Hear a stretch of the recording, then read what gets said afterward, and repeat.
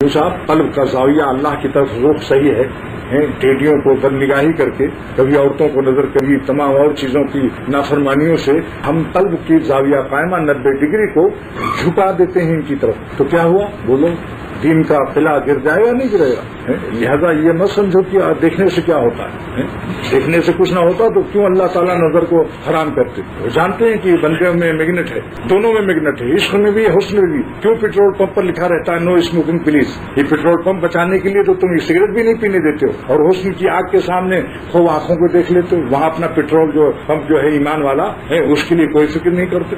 خواجہ صاحب رحمۃ اللہ علیہ فرماتے ہیں، دیکھ نہیں ان آتشی رخوں کو تو زنہار، دیکھو آگ والے چہروں کو مت دیکھو، پڑھ ربنا وقنا عذاب النار، یہ دوزخ کے انگارے ہیں، وہاں لے جائیں گے، اللہ کی نافرمانی کرا دیں گے اور دل کو ستیاناش کر دیں گے۔ ایک بد نگاہی کے بعد عبادت کی مٹھاس چھن جاتی ہے، چونکہ حدیث میں کہ نظر شیطان کے زہر کا بجھایا ہوا تیر ہے، لہذا جو شخص نظر کو بچا لے اللہ کے خوف سے، اللہ تعالیٰ کا وعدہ ہے ہم اس کو ایمان کی حلاوت دیتے ہیں۔ ملا علی قاری محدث عظیم لکھتے ہیں کہ اللہ تعالیٰ ایک دفعہ جس کو مٹھاس ایمان کی دے دیں گے واپس نہیں لکھتے، عطایا شاہی شاہ کی غیرت کے خلاف ہے کہ کریم کوئی چیز دے کر واپس لے گا، لہذا فی اشارت ملا بشارت حسن خاتمہ، نظر کی حفاظت پر حسن خاتمے کی بشارت ہے۔ دیکھا جو سڑکوں پر مل رہی ہے، ایئرپورٹوں پر مل رہی ہے، ریلوے اسٹیشنوں پر مل رہی ہے، مارکیٹوں میں مل رہی ہے، نظر کی حفاظت پر حسن خاتمے کے فیصلے ہو رہے ہیں، تو حلاوت ایمانی کا بات ہے۔ اور اگر کوئی بدنگاہی کرے گا تو حلاوت ایمانی تو نظر کی حفاظت پر تھا، اور نظر کی حفاظت نہ کرنے پر حلاوت ایمانی پچھلی جو تہجد اور ذکر سے حاصل ہے وہ چھن جاتی ہے۔ حکیم الامت فرماتے ہیں، میں دعوے سے کہتا ہوں جو سالک ہیں اللہ کے نام کی لذت لے چکے ہیں، وہ بدنگاہی کے بعد اٹھائے تسبیح اور قرآن شریف تلاوت کرے، مزہ نہیں آئے گا، اس کی ظلمت رہے گی، تا وقت خوب روئے اور استغفار و توبہ کرے، اور دوبارہ جب کہیں نظر کا موقع ہے پھر اس کو بچائیں، جو مزہ لیا اس کے مقابلے میں پھر غم اٹھائیں، تب جا کے نور ثابت بحال ہوگا، خالی توبہ سے بھی نور ثابت نہیں ملے گا۔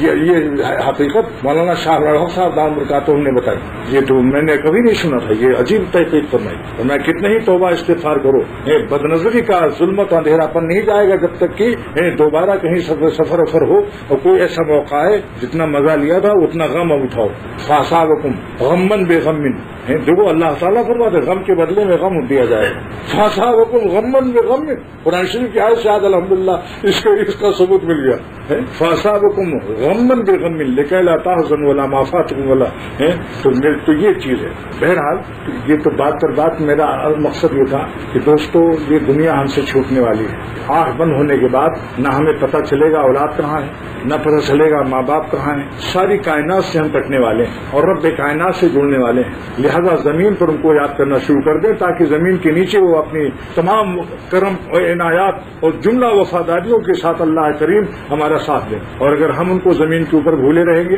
تو یاد رکھو پھر زمین کے نیچے پریشانی ہے، بلکہ دنیا ہی میں وہ لوگ پریشان ہیں جتنا جو خدا سے دور ہے اتنا ہی وہ پریشان، اور جو جتنا زیادہ اللہ تعالیٰ سے جڑا ہوا ہے تقویٰ سے رہتا ہے وہ اتنا ہی چین اور اطمینان سے ہے، کیونکہ چین اور اطمینان کا خالق اللہ ہے۔ عشق بوتا میں آزاد کرتے ہو فکر راحت، یعنی حسینوں کو دیکھ کر سمجھتے ہو دل کو مزہ آ جائے گا، عشق بوتا میں آزاد کرتے ہو فکر راحت، دوزخ میں ڈھونڈتے ہو جنت کی خوابگاہیں۔ یہ میرے شیخ کا استاد کا شعر ہے، مولانا صاحب دام برکاتہم کے استاد تھے، مولانا اسد اللہ صاحب حضرت تھانوی کے خلیفہ محدث عظیم سہارنپور مدار علوم کے، ان کا شعر ہے کہ عشق بتا میں اسد کرتے ہو فکر راحت، حسینوں کو دیکھ کر سمجھتے ہو مزہ آ جائے گا، ارے دوزخ میں ڈھونڈتے ہو جنت کی خوابگاہیں، یہ تو ایسا ہی پاگل ہے جو دوزخ میں جنت تلاش کر رہا ہو۔ اللہ کی نافرمانی اور ناراضی، جس شخص نے اللہ کو ناراض کیا اللہ کی نظر اس کے دل سے ہٹ جاتی ہے اور پھر وہ دل بیابانہ ہوگا جس سے اللہ نظر پھیر لے۔ ایسے وقت پر ایک بہترین شعر یاد آتا ہے، رخ کیا جس طرف کو رخ کیا تو نے گلستہ ہو گیا۔ اللہ تعالیٰ ایک غریب جھونپڑی والے کو اگر پیار اور رحمت سے دیکھ لیں اس کے دل کو تو اس کے قلب میں اتنی خوشی ہوگی کہ بادشاہوں کو بھی پتہ نہیں چلے گا، اور جس کی نافرمانی سے اللہ تعالیٰ اپنی نظر ہٹا لیں اس سے، اور تو نے رخ پھیرا جدھر سے وہ بیاباں ہو گیا، جس طرف کو رخ کیا تو نے گلستہ ہو گیا، جس طرف کو رخ کیا تو نے گلستہ ہو گیا، اور تو نے رخ پھیرا جدھر سے وہ بیاباں ہو گیا۔